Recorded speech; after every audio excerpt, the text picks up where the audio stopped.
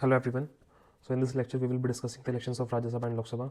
So I will give you three articles, that is Article 80, 81 and 82. So Rajya Sabha के elections कैसे होते हैं, हमें कैसे पता चलता है? We came to know about the elections of Rajya Sabha through Article 80 given in the Constitution. Article 80 बात करता है elections of the Rajya Sabha. So Article 80 का first point क्या कहता है? Article 80 का first point कहता है the members from the states shall be elected by elected MLAs. In bracket you can write down nominated members will not participate and legislative council will not participate. So जो जब चुनाव होगा राज्यसभा के लिए, जब member of parliament चुन के भेजे जाएंगे स्टेट से, सो स्टेट में से जब इलेक्ट करके भेजे जाते हैं तो उस वक्त सिर्फ elected member of legislative assembly, elected MLAs he participate करेंगे इस चुनाव के अंदर, सिर्फ वही वोट कर सकते हैं। तो जो नॉमिनेटेड मेंबर्स होते हैं लेजिस्लेटिव असेंबली के, वो लोग तो पार्टिसिपेट बिल्कुल नहीं करेंगे, ना ही लेजिस्लेटिव काउंसिल पार्टिसिपेट करेगा in the election for the Rajya Sabha. So elected members he participate करेंगे। मैं रिपीट करता हूँ, the members from the states shell be elected bye elected MLAs. In bracket you can right nominated members will not participate and legislative council will not participate. जैसे बहुत कुछ हमारे यहाँ ऐसी लेजिस्लेटिव असेंबलीज हैं कई सारी स्टेट्स में जहाँ पर नॉमिनेटेड मेंबर्स हैं, जैसे कि कुछ सीट्स एंग्लो इंडियंस को दी गई है। सो वो जो नॉमिनेटेड मेंबर्स हैं वो लोग इलेक्शन में पार्टिसिपेट बिल्कुल नहीं करेंगे राज्यसभा के। ठीक, जो इलेक्टेड एमएलएज हैं सिर्फ वही पार्टिसिपेट करेंगे और लेजिस्लेटिव काउंसिल भी पार्टिसिपेट नहीं करेगा। उसके पीछे रीज़न ये है कि लेजिस्लेटिव काउंसिल यूनिफॉर्म नहीं है, सिर्फ 6 स्टेट्स में लेजिस्लेटिव काउंसिल है, ठीक है, बाकी अन्य स्टेट में है नहीं, तो नॉन यूनिफॉर्मिटी वाला सीन बन जाएगा फिर तो। उस वजह से ये भी डीबार किए गए हैं from the election of the Rajya Sabha. So the members from the state shall be elected by the elected MLAs only. अब पॉइंट नंबर 2 क्या कहता है आर्टिकल 80 का? Point number 2 says the members from the UTs shall be chosen in a manner as the parliament determine by the law.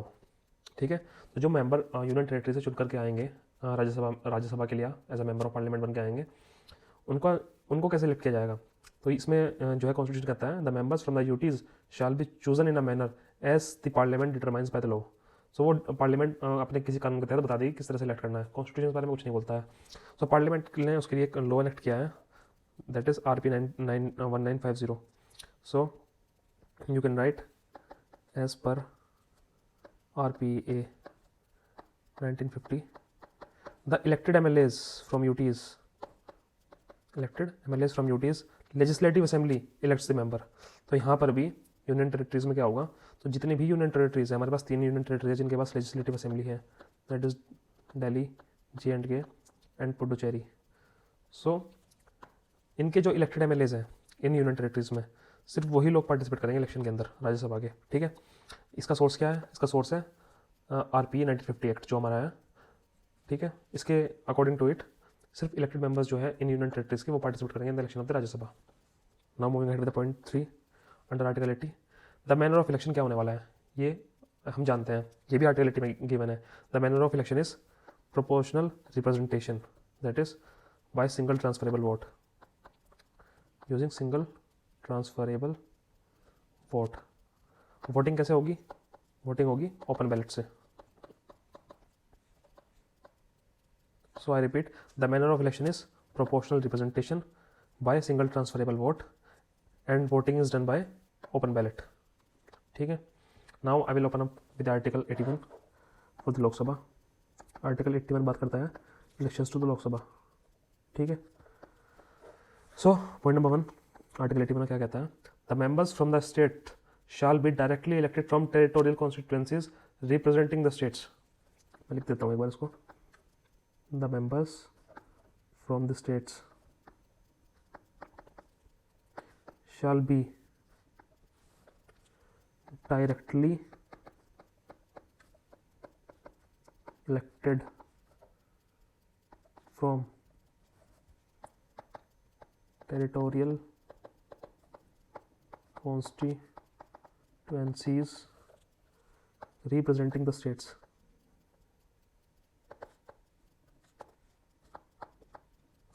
सो हमने राज्यसभा में देखा कि जब भी राज्यसभा के लिए कोई मेंबर ऑफ पार्लियामेंट चुना जाता है उनके लिए इनडायरेक्ट इलेक्शन होते हैं, उनको इलेक्टेड मेंबर्स चुन के भेजते हैं।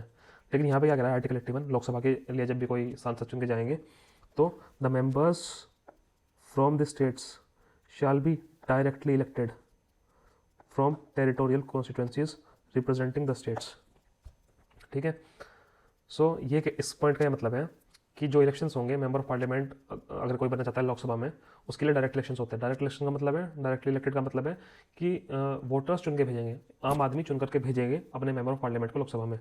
मतलब जितने भी 18+ लोग हैं वो लोग वोट डालेंगे और मेंबर ऑफ पार्लियामेंट चुना जाएगा and then he will sit in the Lok Sabha.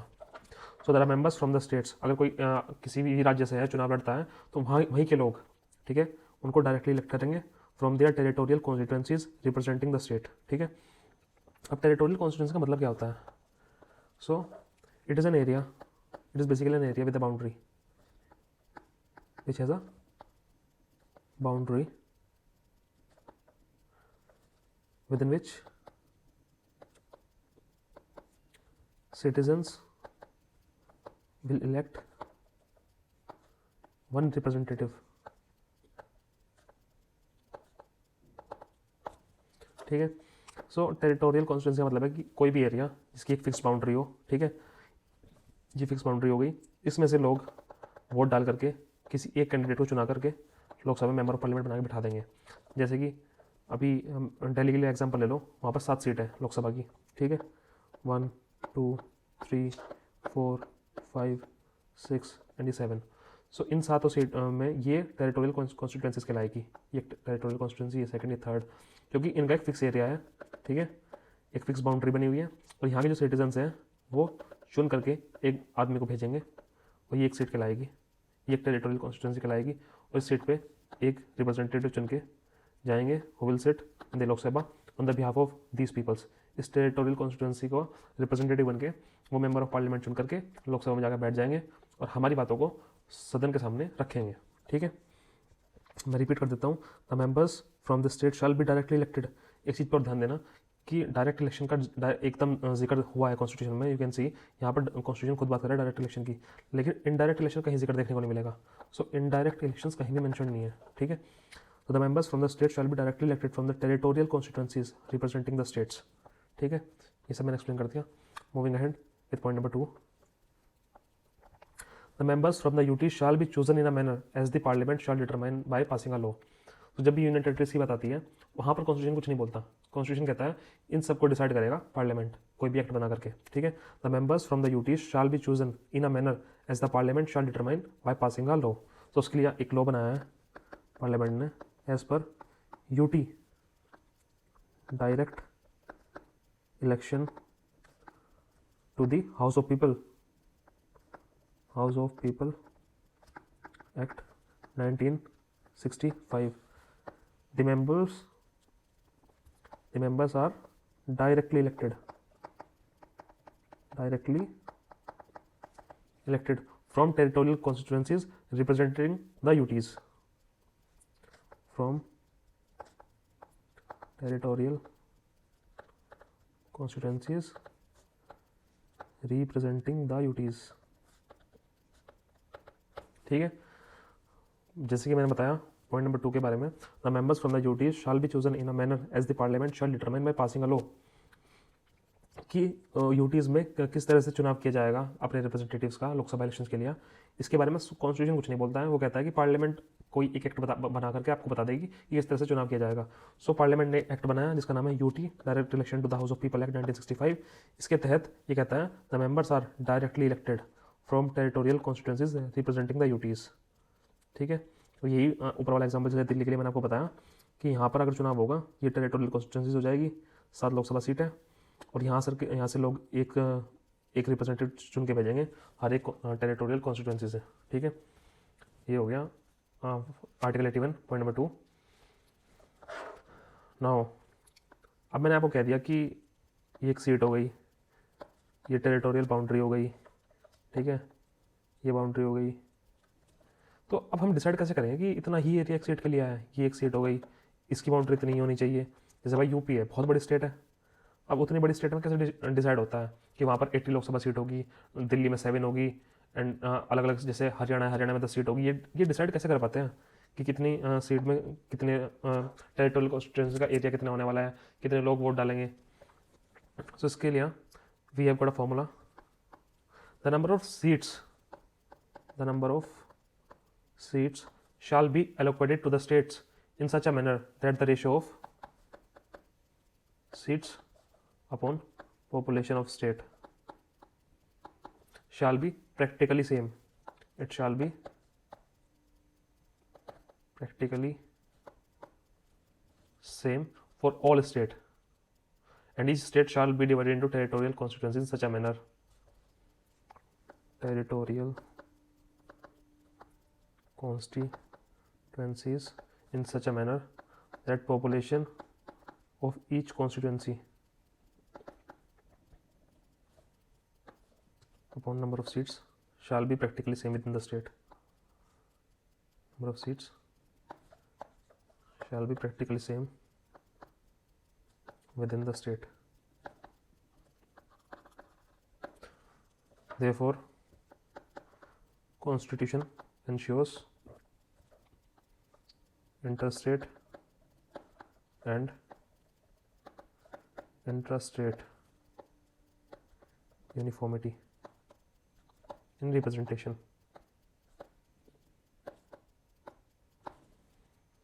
ठीक है, अब हमें डिसाइड करना है कि नंबर ऑफ सीट्स कैसे निकालेंगे हम किसी भी स्टेट के लिए। जैसे मैंने आपको बताया 80 सीट्स है लोकसभा की उत्तर प्रदेश के लिए, ठीक है, 10 सीट्स है हरियाणा के लिए, 7 सीट्स है दिल्ली के लिए। अब ये हमें कैसे पता चला कि मतलब ये इतनी ही सीट्स निकलेगी, राज्य में 80 सीट होनी चाहिए, हरियाणा में 10 ही सीट होनी चाहिए, दिल्ली में 7 ही सीट होनी चाहिए। ये हमें एक फॉर्मूले से पता चलता है, number of seats divide by the population of the states, ठीक है। सो जब टोटल नंबर ऑफ सीट्स को आप पॉपुलेशन से डिवाइड कर दोगे, आपको वो जो है प्रैक्टिकली सेम होनी चाहिए हर राज्य के लिए, ठीक है। जैसे कि अगर यूपी में 80 सीट है और जो यहाँ की पॉपुलेशन है 21 करोड़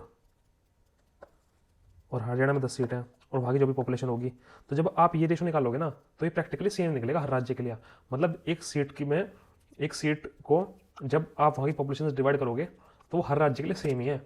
मतलब अगर यूपी में एक सीट को डिवाइड किया यहाँ की पॉपुलेशन से, तो जो भी डाटा निकल के आया ये सेम होगा हरियाणा के लिए भी। हरियाणा में भी जब आप एक सीट को डिवाइड करोगे टोटल पॉपुलेशन से, तो ये बिल्कुल प्रैक्टिकली मैच करेगा यूपी के साथ, ठीक है। तो इससे तो हमने डिसाइड कर लिया कि नंबर ऑफ सीट्स कितनी होनी चाहिए हर राज्य के लिए। ऐसे ही टेरिटोरियल कॉन्स्टिट्यूंसी को डिसाइड करेंगे। कैसे हम डिसाइड करेंगे कि ये इतना एरिया होना चाहिए, या जैसे 7 सीट है ये इतना ही एरिया होना चाहिए, कैसे पता चलेगा? पॉपुलेशन ऑफ ईच कॉन्स्टिट्यूंसी, तो जितनी जो भी पॉपुलेशन है उस कॉन्स्टिट्यूंसी में, मान लो 100 आदमी है, अपॉन नंबर ऑफ सीट्स, और जो भी सीट्स हैं उससे डिवाइड कर दो आप, तो वहाँ की टेरिटोरियल कॉन्स्टिट्यूंसी का एरिया निकल के आ जाएगा, ठीक है। और ये सेम होना चाहिए स्टेट के अंदर। मतलब अगर एक सीट का एरिया इतना है यूपी के अंदर, तो दूसरी सीट का एरिया भी इतना ही होना चाहिए। Therefore, Constitution ensures interstate and intrastate uniformity in representation. So इससे इंटरस्टेट यूनिफॉर्मिटी बनी रहती है, क्योंकि इंटरस्टेट में हमने कैसे देखा कि जो एरिया है एक टेरिटोरियल कॉन्स्टिट्यूंसी का वो सेम होना चाहिए दूसरी टेरिटोरियल कॉन्स्टिट्यूंसी के बराबर, ठीक है। और इंटरस्टेट में हमने कैसे देखा कि अगर एक सीट, जैसे हमने ये फॉर्मूला यूज़ किया था यहाँ पर, seats upon population of states, ठीक है।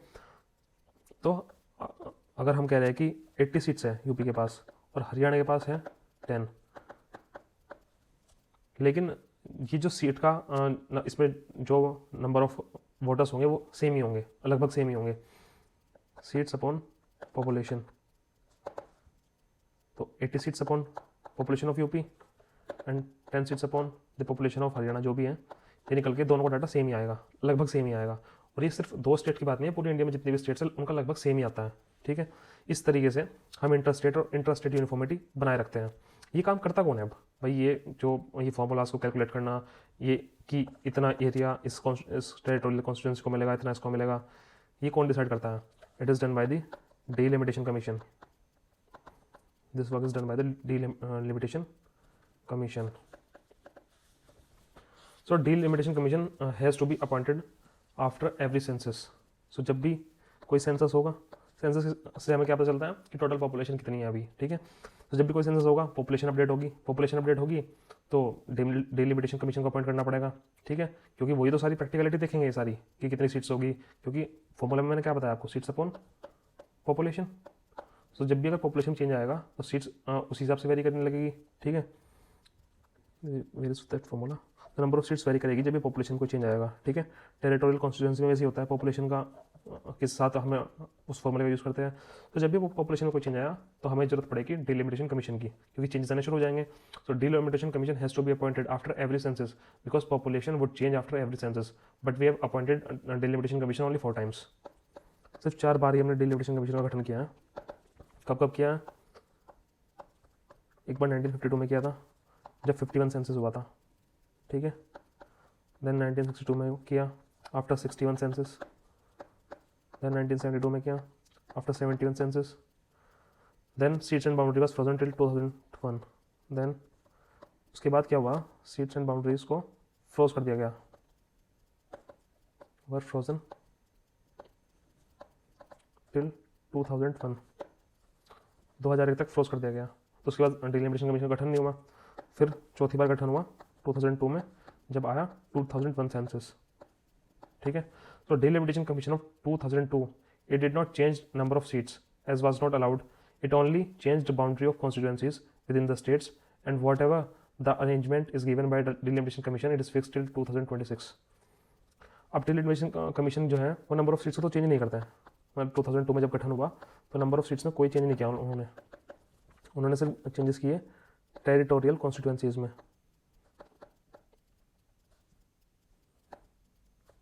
कि इनकी बाउंड्रीज को ऑल्टर किया, घटाया बढ़ाया with in states,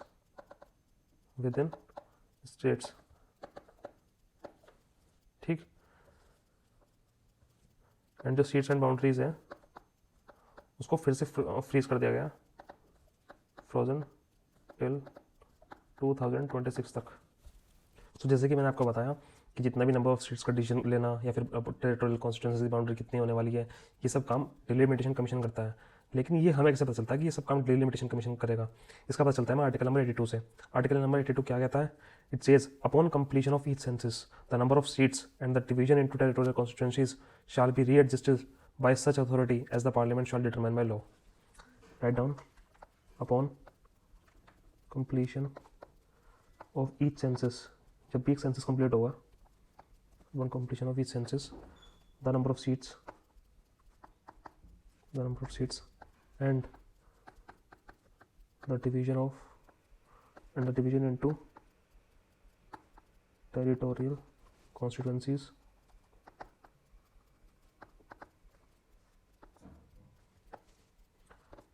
the number of seats and the division into territorial constituencies shall be readjusted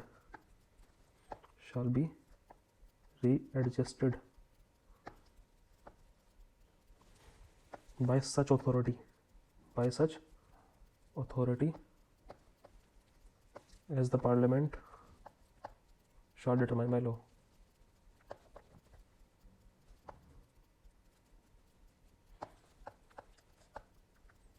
तो आर्टिकल 82 कहता है कि जब भी कोई सेंसस का काम पूरा होता है उसके बाद जो नंबर ऑफ सीट्स होगी या डिवीजन इनटू टेरिटोरियल कॉन्स्टिट्यूंसीज होगी उनको रीएडजस्ट किया जाएगा। तो सीट घटेगी बढ़ेगी या टेरिटोरियल कॉन्स्टिट्यूंसीज का एरियाज कितना होने वाला है वो घटेगा बढ़ेगा या कितना रहेगा, ये रीएडजस्ट होना चाहिए by such authority as the parliament shall determine by law.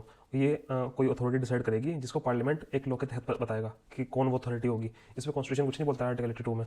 फिर पार्लियामेंट इसके लिए एक लॉ एक्ट करती है, that is the parliament has enacted delimitation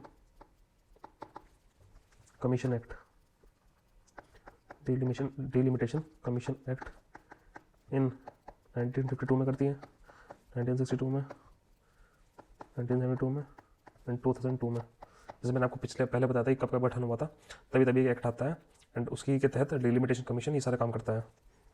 and assigned the powers to delimitation commission.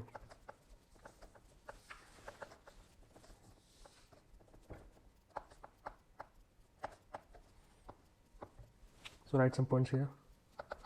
Not as per the constitution.